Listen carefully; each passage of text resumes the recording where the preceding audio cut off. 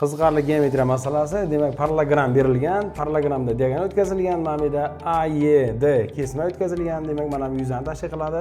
Bu yuza 5, bu yuza 4, mana bu yuza S1 bo'lsa, parallelogram yuzini ham toping va S1 ni ham qiymatini toping degan savol ekan.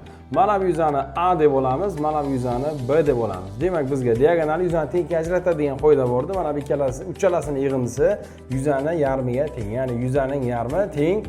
Bu ikkalasining yig'indisi 9 qo'shilgan A ga teng bo'lar ekan. Demak bilamizki, mana bu kesma o'tkazilgandan keyin, hop, A, B, Y da bizda trapetsiya paydo bo'ladi. Demak, S1 teng A ga.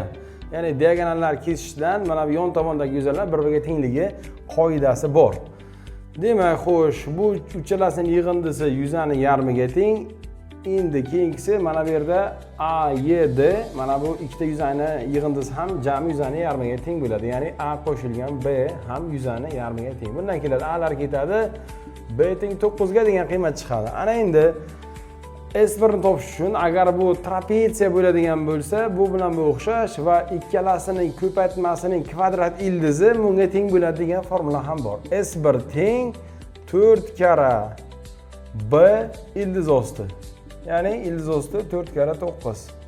Bundan keladi, buni qiymati 6 ekan. Demak, biz o'sha maqsad qilgan bitta yuzamizni qiymatini topib oldik. Endi parallelogram yuzi kerak bizga. Parallelogram yuzini S parallelogram teng hamma yuzdan qo'shib chiqamiz. Bu bilan buni qo'shsak 9 qo'shilgan. Buni qiymatini 6 ekanligini topdik. Bu ham 6 ga teng.